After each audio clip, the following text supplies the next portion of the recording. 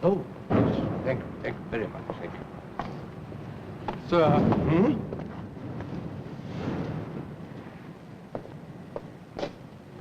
Oh, yes. Thank you, Watkins.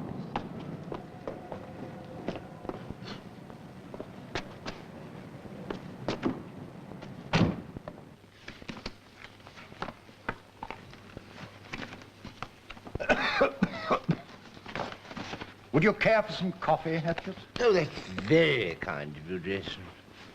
Would you bring an extra cup for Mr. Mobbs, please?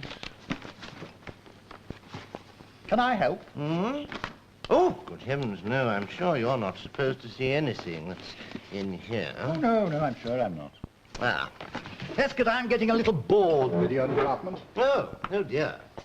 We don't give you a lot of trouble, surely. Well, let's say I find your continuous recruiting drive rather tedious. Ah, well, there's had to be a rather massive rethink since that tiresome business with Mr. Philby. Everything is changing. In what way? Well, shall we say that we're not so desperately keen on Etonians as we were? Old Harrovians are in this year, I take it. You have been rethinking it massively, haven't you? What do you want? Jason, you never seem to take us seriously. Heskett, I don't suppose you'd care to come to the point. I do have several other engagements. Ah, well, the thing is this, you see. We're rather interested in one of your people. He seems to us to be a most likely person, most likely indeed. We have no one by the name of James Bond in this office, Heskett. Oh, my dear chap, he wouldn't be at all the kind of person we'd be interested in. That ghastly virility. Can't imagine what Ian was thinking of, really. Who are you interested in, Well, Heskett? not so much me, his father. Father has been taking a great interest in him. Has he? Who? Oh, just a minute. Name of Dowding. Dowling. Lincoln Dowling. Nothing against him, do you know? Only that if you recruited him, he'd be a bloody idiot. But at the moment he isn't. Far from it. Manchester Grammar School. Oh, well, I suppose that's a lot in his favor these days. I can see the parents of the future spies rushing to transfer their sons off the Eton lists. Oh, Jason, do be serious for a moment. It's the country we're thinking of. God. Anyway, we'd like to keep an eye on this Mr. Dowding. Dowling. Who?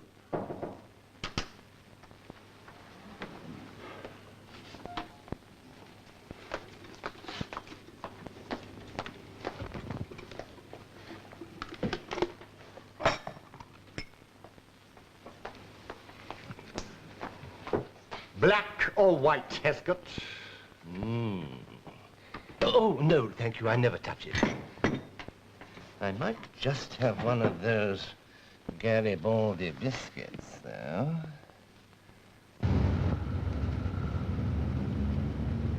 How about Margot Fellowship? What about Margot Fellowship?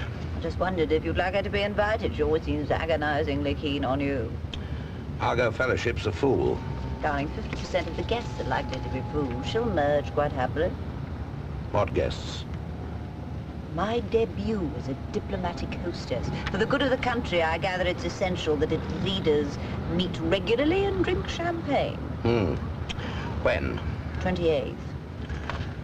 I'll check your list when you've finished it. You might at least give me a little guidance as to who or who is not at the top of the pecking order at the moment. I have a man who does that for me now.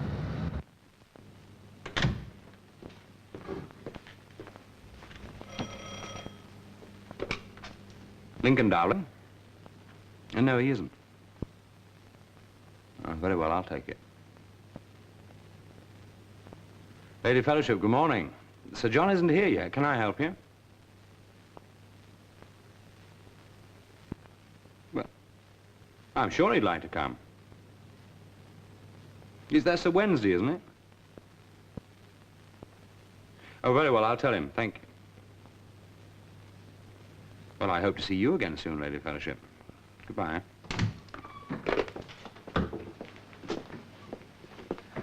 Morning, Lincoln. Morning. Morning, Lady Wilder. Good morning. What's this? Lord Bligh would like to have a look at it. I've done a half-page abstract, which pretty well covers the main points. What is the main point? I say it could be roughly called a rescue mission. What does that mean? Lord Bligh wondered if you would drop in and discuss it with him. I see. All right. Fix the time, will you? And he said 12 noon for drinks. Did he? Make it 1 p.m. for lunch. Lady Wilder wants help with some sort of guest list. You can take her to lunch. Perhaps Mr. Dowling has a previous appointment. Oh, no, not at all. Take her somewhere decent. I'm sure the taxpayers won't mind.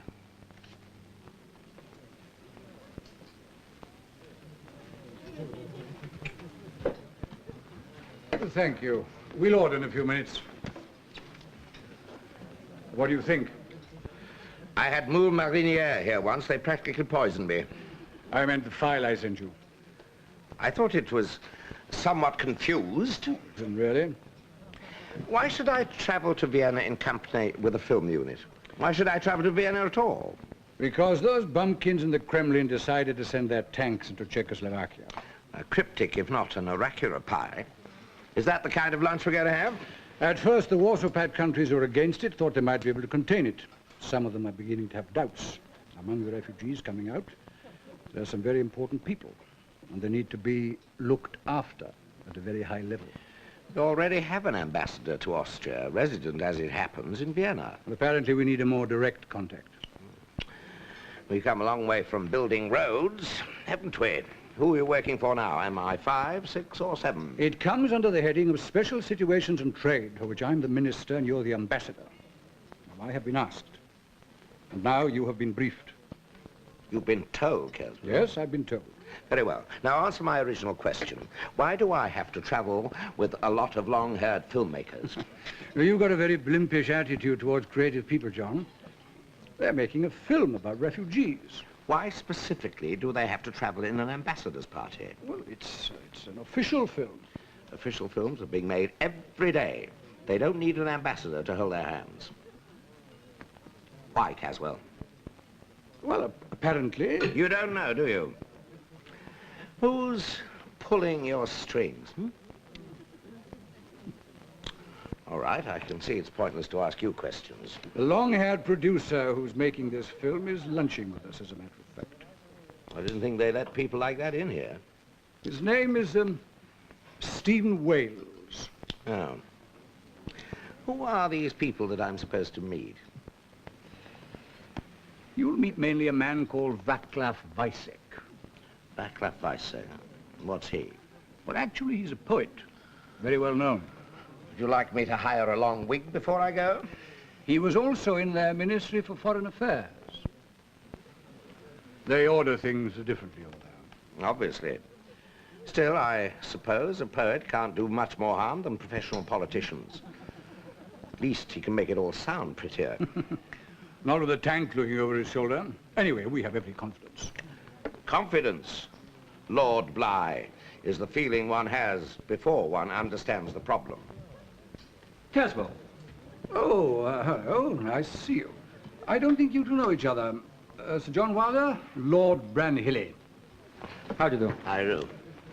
Will you have a drink? That's very civil of you. Have a gin. Wait. Water, if I may. When's this beatnik film fellow of yours turning up, if ever he does? Oh, I'm terribly sorry, John. This is Stephen Wales. How beatnik film fella.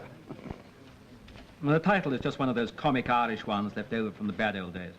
I never use it professionally. I see. What does your family crest feature? The cloak or the dagger? I'm sorry.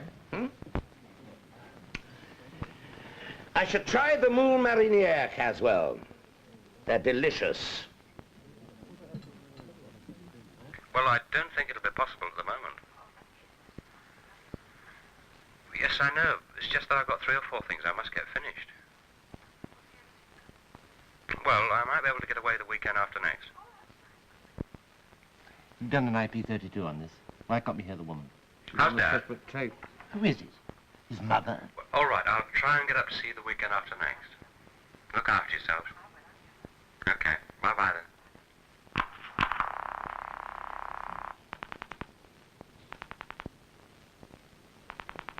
He's phoning somebody else.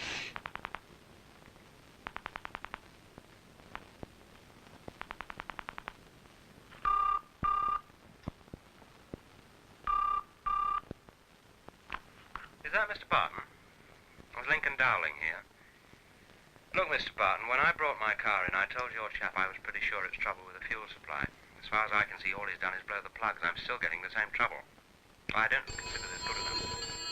Yes. Look, I haven't time to bring my car in again. Nobbs. Can you send one of your chaps? Oh, yes. Yes, sir. Good morning. Yes, of course. I need the car all week. Delighted. Yes. Why, darling? He has possibilities. I've been looking at his file. Oh, yes. Interesting. Yes. In what way? What possibilities? He's in the right place. You think so? Wilder has a roving commission, and it'll carry Mr. Dowling with it, often to places of interest to us. Good thinking. Where might it carry him at the moment? We have arranged for Wilder to go to Vienna, ostensibly to meet some important refugees.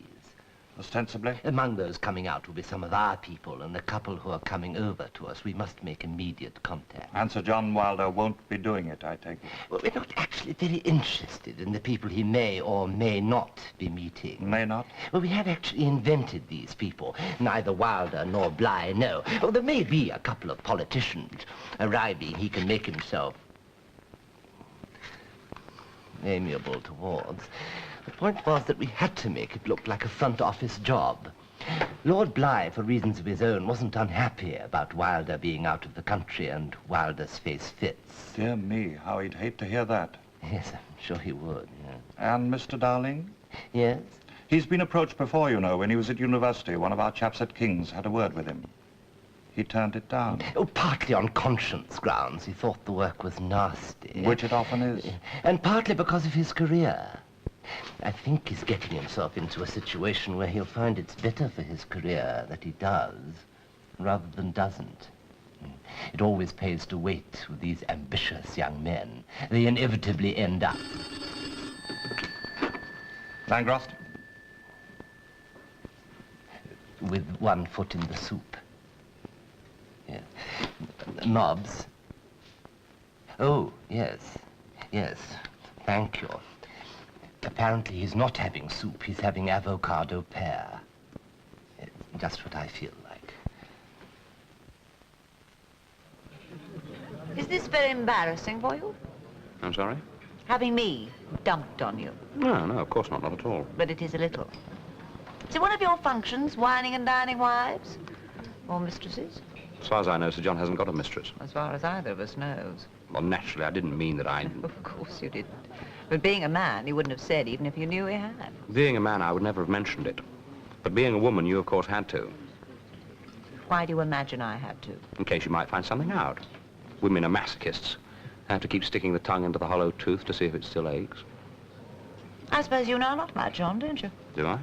Was there a dossier, everything written down? Not that I've seen. I suppose that answer comes under the heading of diplomacy. It actually comes under the heading of fact.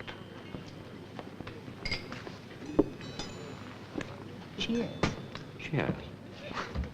We seem to have got up slightly on the wrong foot today, don't we? I think it'll be all right. You know, when I first met you, I was afraid you were going to be one of those creepy Foreign Office gigolos with £1.50 of cotton wool between the ears. Well, there aren't quite so many of those as there used to be.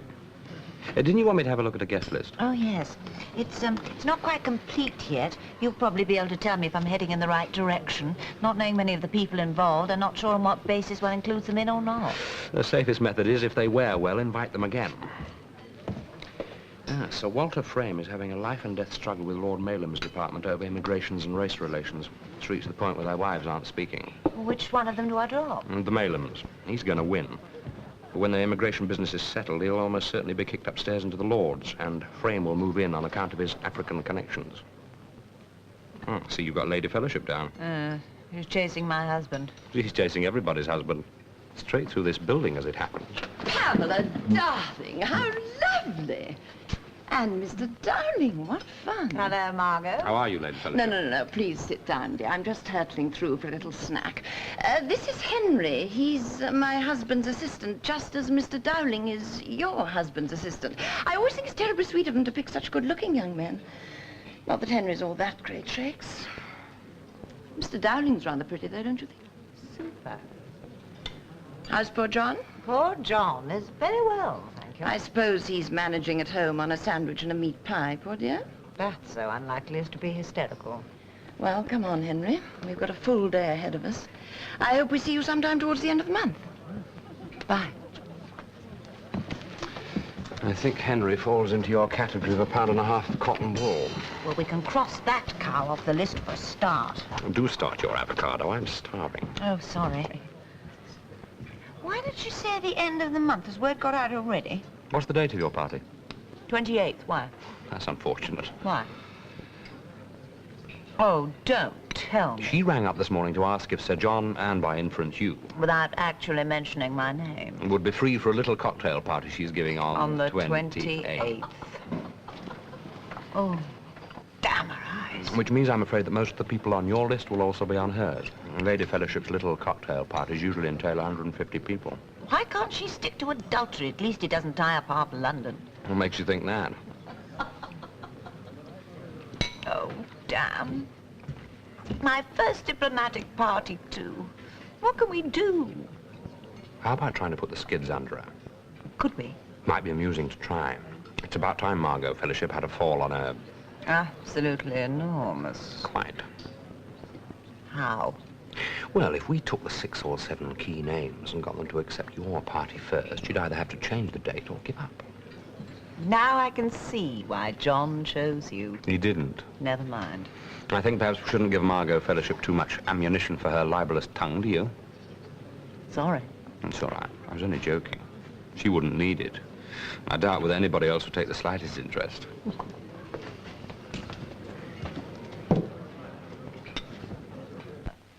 Has he? On Tuesday, they had lunch together. Yesterday, he took her to tea. Now, I must say, she really is a most attractive woman. Wouldn't you say? Come on, Hesketh. Mr. Nightingale here has been a great assistance to me in going into this matter. By that, I suppose you mean in having him followed, tapping his phone calls, and generally invading his privacy. That's right. We do actually regret many of the things we have to do, Jason. Still, as you always say, it's for the good of the country. Yes. I must say, intellectually, I'm not wholly happy about some of my country's pursuits, but it's the only country I have. What's Mr. Dowling's function in Sir John Wilder's office, Jason?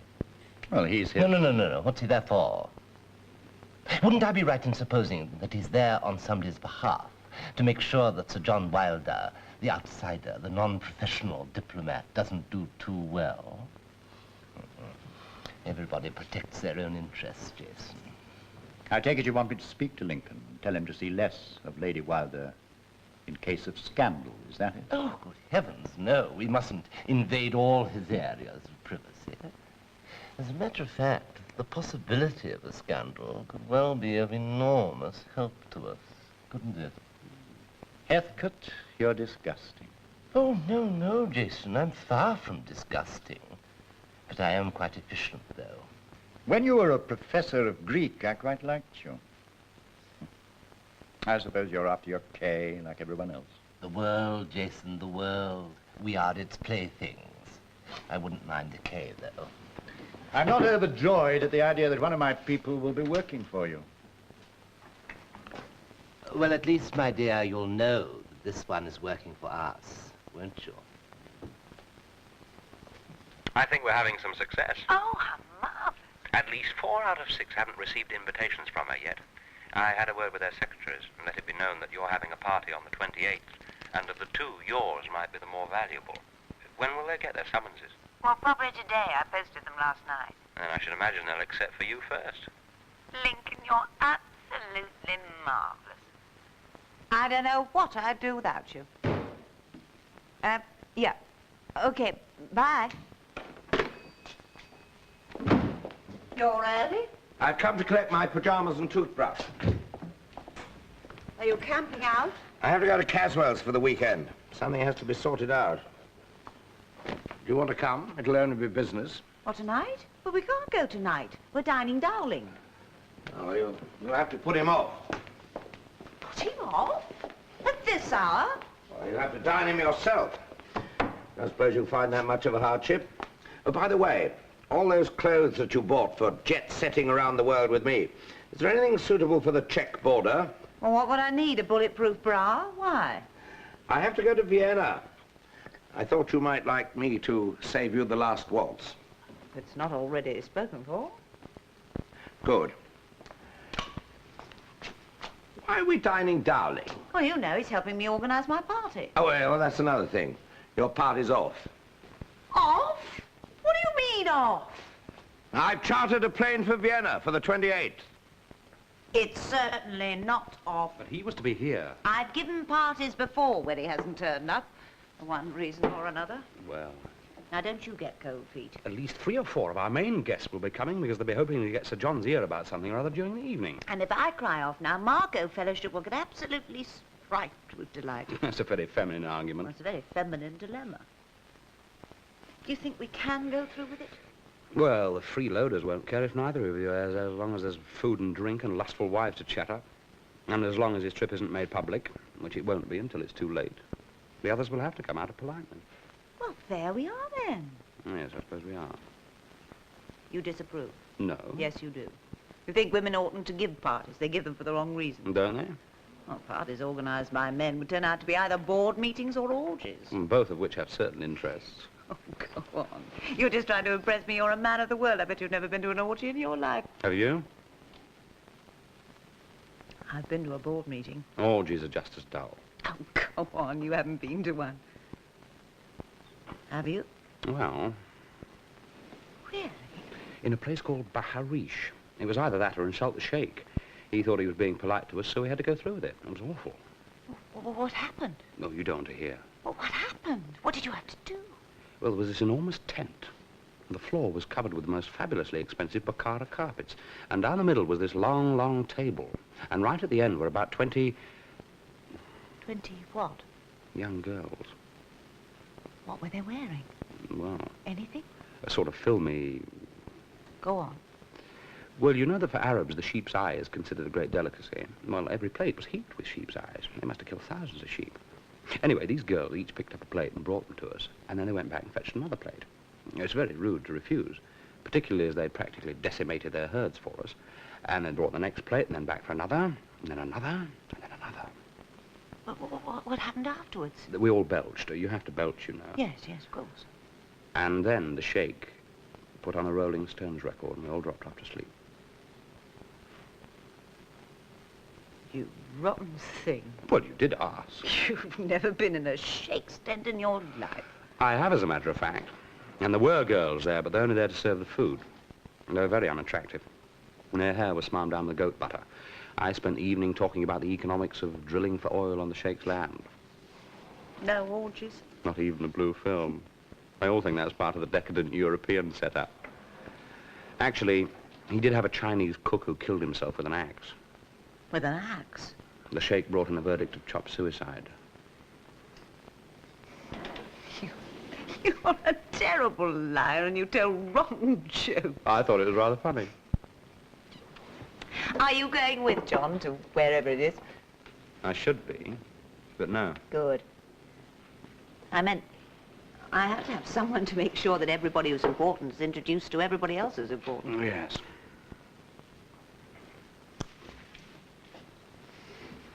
I'll go and see if dinner's ready. Oh, would you like another drink? Good night. Are we dining alone? Yes. Yes, I'm afraid so. John had to go to the country. There wasn't time to invite anyone else. Is that all right? Oh, yes. Yes, of course.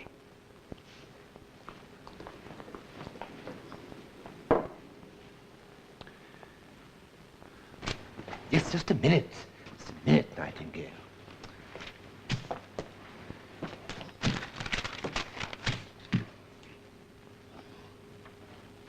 What's this one, Nightingale? This one here. 19 and 6 for a taxi? Well, it's quite reasonable. The traffic was at a standstill Where on most of earth the did you time. go? Brighton? This isn't the old MI6 anymore, you know. I take it to be quite justifiable. Everything is changing, Nightingale. Either I do the job as I see fit, or... But I can't put in an expense chit for 19 and 6 for a taxi. They'd have my guts for whatever it is. You'll have to carry some of it yourself. Make it 10 bob. I'm not going to subsidise the bloody government. It was 19 and 6 and 19 and...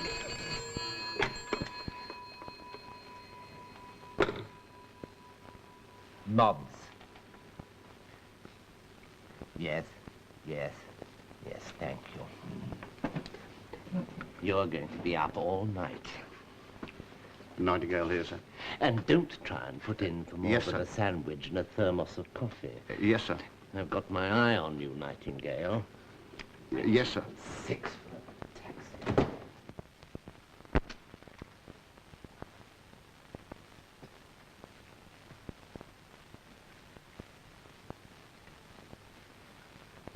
An excellent dinner, Caswell.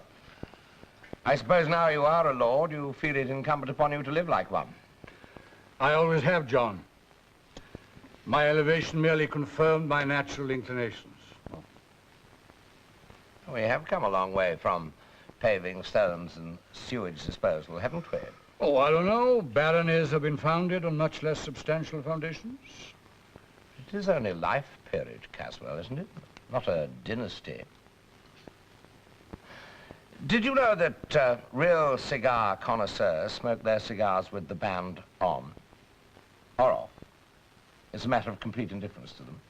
No, I didn't know that. It's merely become rather a middle-class tradition to always remove it. I suppose they didn't want to appear ostentatious in always buying the best. Because they'd achieved wealth late in life, they were uncertain of themselves of what they were buying. The connoisseurs know they're always smoking the best. Therefore, it makes no odds whether the band is there or not. Can I give you light? Oh, thank you.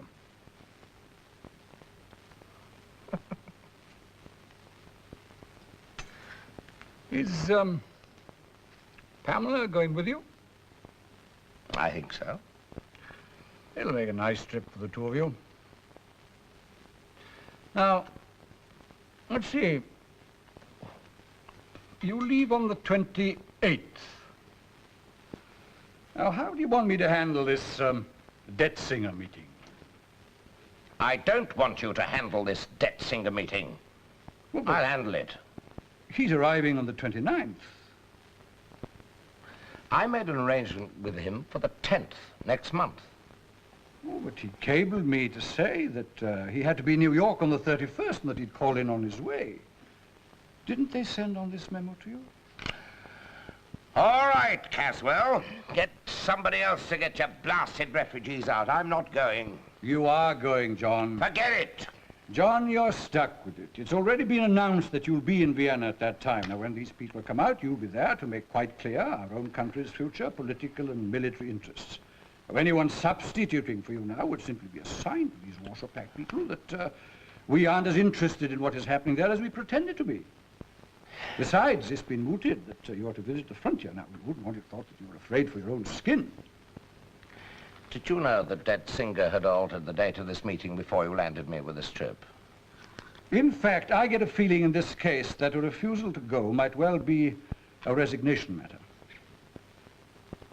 No, silly to get involved in all that of a simple little meeting that I can handle perfectly well myself. A simple little meeting.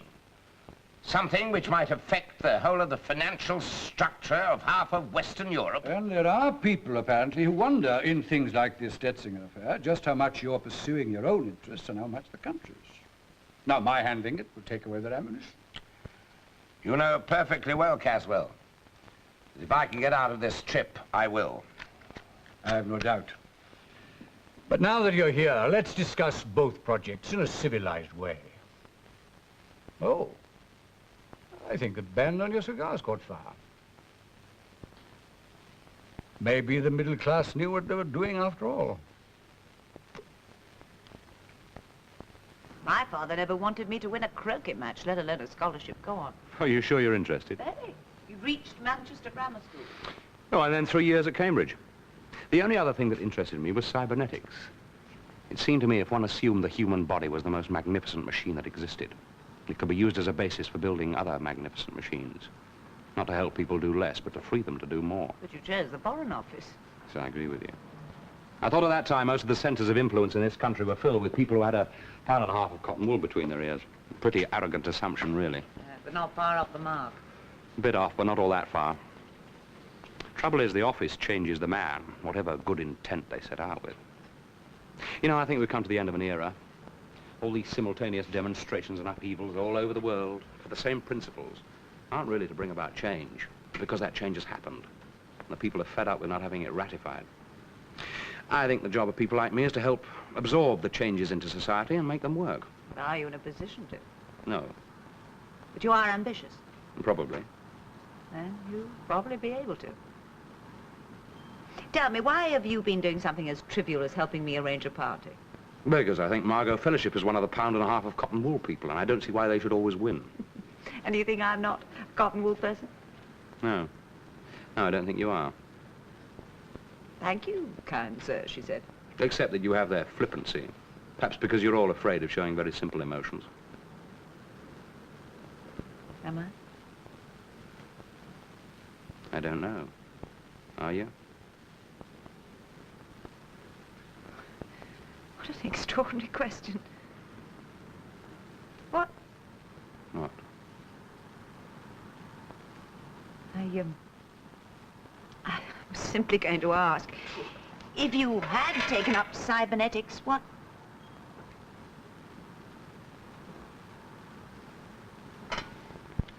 It's almost 1 o'clock. I should be going. If I had taken up cybernetics, I would have made a machine that whistled to itself as it worked, quietly, so as not to disturb anybody else. Thank you for coming to dinner.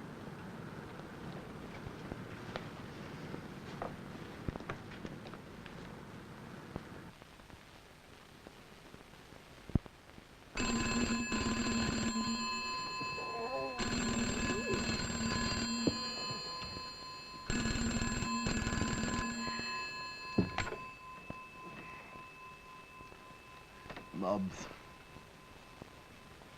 Oh, yes. Yes? What time did he leave? 1:05. And where was Wilder? In the country. Didn't return. Thank you, Nightingale. You can trot along to bed now. I think perhaps the time has come to approach Mr. Dowling. Sit down, Lincoln. Thank you. You know Professor Mobbs? Well, I know of him, of course. As what? As the author of a book on the Peloponnesian Wars. Oh, yes. Well, that was a few years ago. Why? Oh, I just wondered. I'm lunching with him. Wilder's little jaunt all arranged, is it? Yes, he leaves the day after tomorrow, 28th. You're getting on with him all right, are you? Yes, I think so. He's unorthodox, but I find that something of an advantage. Good.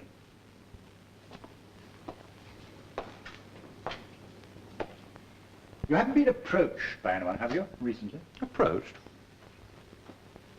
You find yourself attracted to unorthodoxy, do you? Well, not specifically. What did you mean, had I been approached? You'll find in your job that you will, of course, from time to time, have people hoping that you may be able to help them with theirs. I obviously don't mean foreign agents. We often have to entertain them, to learn of their contacts, or to confide misinformation. One's attitude as to whether or not one is prepared to be of assistance must, of course, in the long run, be up to oneself. You realize I'm not talking of journalists and that like. I think I know what you mean. And naturally, we don't gaze with any delight on any form of double allegiance, although we recognize that some have to come about. What I'm really trying to point out to you is that in order to be able to resist, should one wish to, the advances of any external interests, one must keep one's life excessively tidy. I quite understand that. Yes.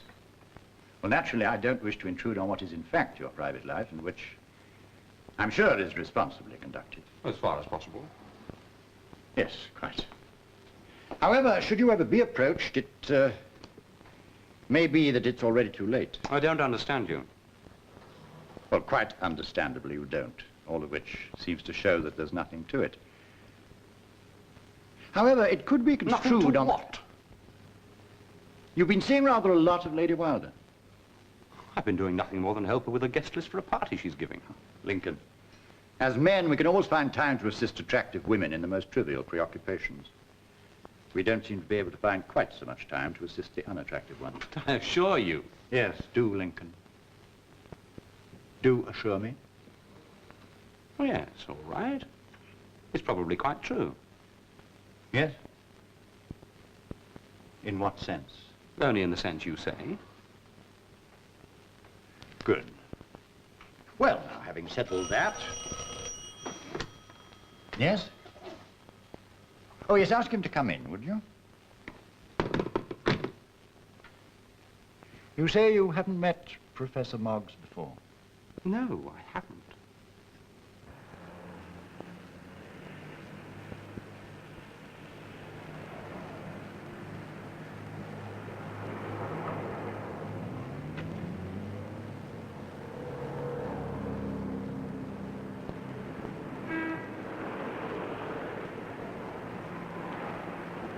John, darling.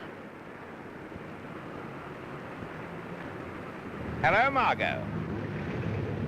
And Pamela, darling. Darling, I was just going to phone you to thank you for your invitation. You get mine? This morning? Isn't it awful, both giving parties on the same day? John, darling, you'll have to keep us both happy and communed. Do you issue return tickets? It would appear that I shan't be at either. Oh, won't you? Oh, neither will poor William. His cousins died and the funeral's on the 28th in Mablethorpe or some extraordinary place. Are you going? There's nothing in the marriage ceremony about loving and cherishing one's husband's cousins. Well, I hardly knew the man. Well, who would? Mablethorpe, I asked. Still, it's all going to be great fun. Two marvelous parties at the same time. Everyone's wildly excited. Well, I must fly. Bye. The cow's going through with it. Which cow?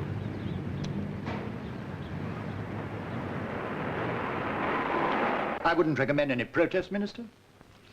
Dowling's got enough on his plate working for this office. It's rarely politic to embarrass security, not the most hygienic of people, but they can have their uses.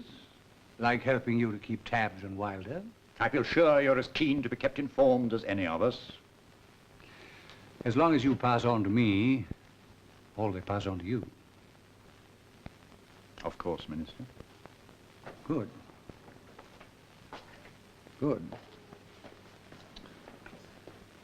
What do you say, his name is? Hobbs? No. Mobs. Write it down for me.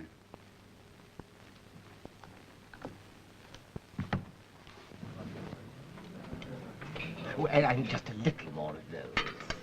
Yes. Yes. Oh, doesn't that look good? Thank you. Thank you. Doesn't that look splendid?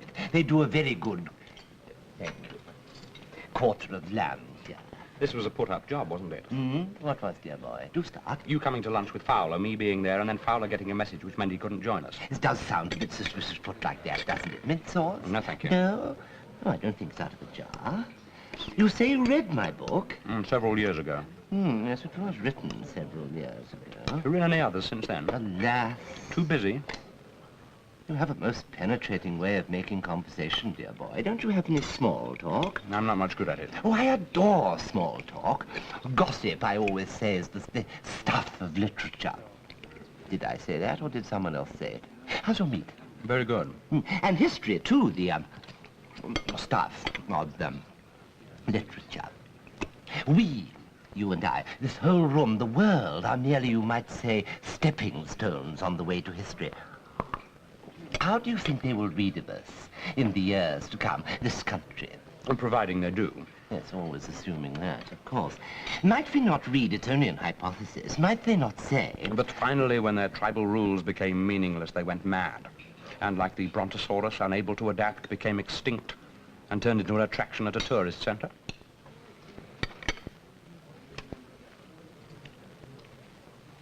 I wasn't going to say that at all. What were you going to say?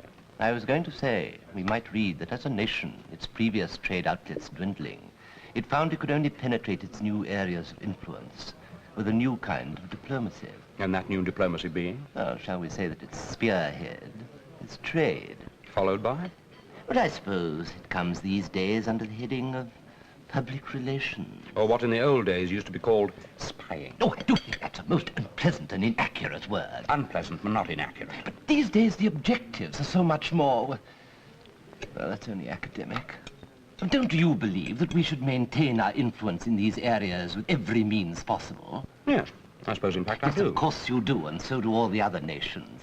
My dear fellow, the trouble we have here with the CIA, here, there, and everywhere, it's terribly busy people. Mr. Mobbs, what are you proposing to me?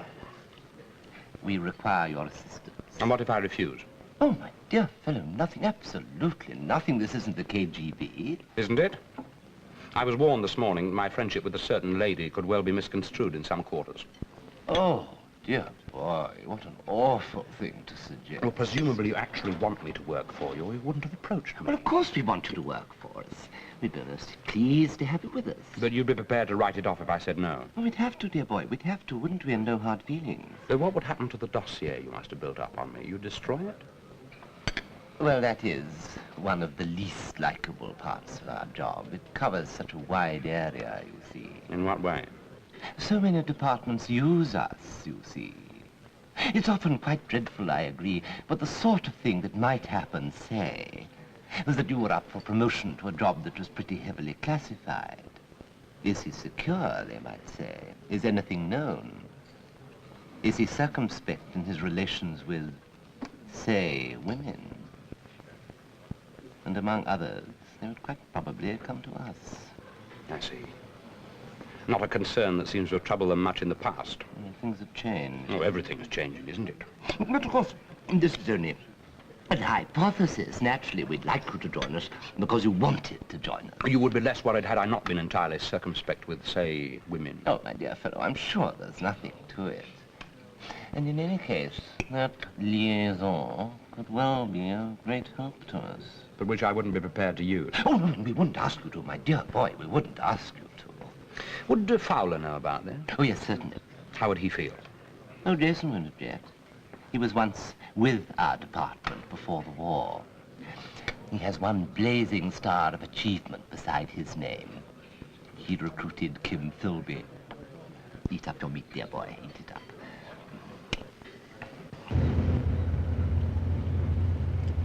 I suppose in the nature of things, it's bound to become more difficult to weigh things against each other, to know what is right and what is wrong.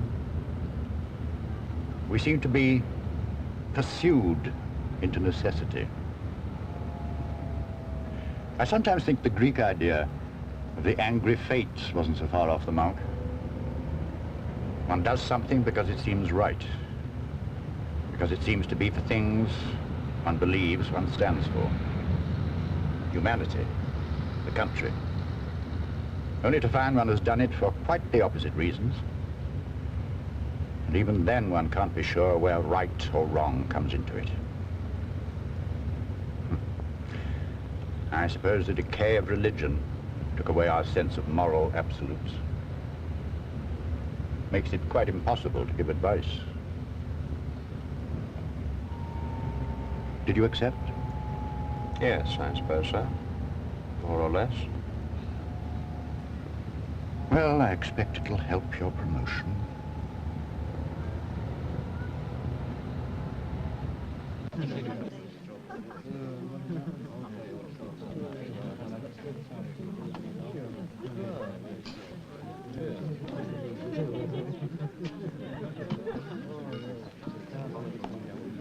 Splendid party, Pamela. Thank you, Castle. How did you manage to get all these people together at the same time? I had a little help. Splendid. Did John go off all right? Oh, yes, yes. He left this morning. Unfortunately, he'll miss a very important meeting, but no doubt I'll be able to take over. I'm sure you can, Caswell. Margot Fellowship was having a party tonight as well, but she phoned cancelling.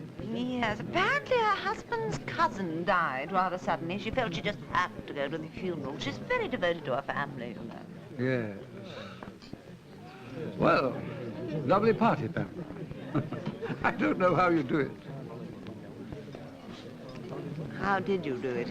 I telephoned out Essential 6 on a quite different matter and happened to mention that Willie Fellowship's cousin had died and the funeral would be on the 28th. Therefore, it was unlikely that Margot, etc., etc. They all phoned her up offering their condolences, hoping to see her when she got back from the funeral. She couldn't not go. Yes, I believe it's quite delightful in Mablethorpe at this time of year. Yes, one gets such a splendid view of the holiday camps. Now, what else can I do for you? Well, you can hang around until afterwards and help with the washing up, if you like. All right. John, darling, I thought you weren't going to be here.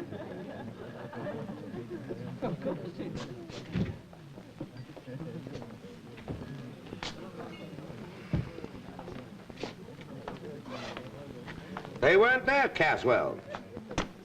Well, what happened to them? Apparently a group of distinguished refugees crossed the border yesterday with no trouble at all. They were met by a group of Americans who put them on a scheduled KLM flight to New York. There were 3 journalists, a professor of philology, and a team of heart transplant surgeons. Nobody called Vicek to be seen anywhere. No? Oh. There was a man called Mobbs wandering around looking very worried. Do you know him? No? So I caught the next plane home.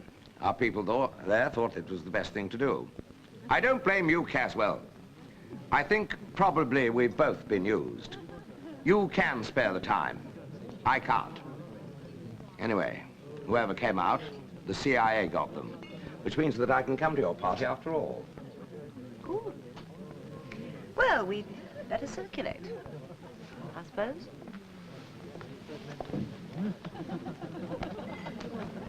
What did you do?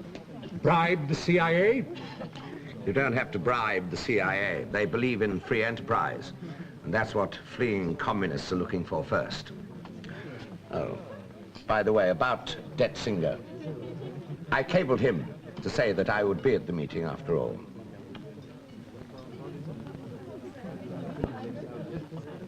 They catch fire terribly easily, you know.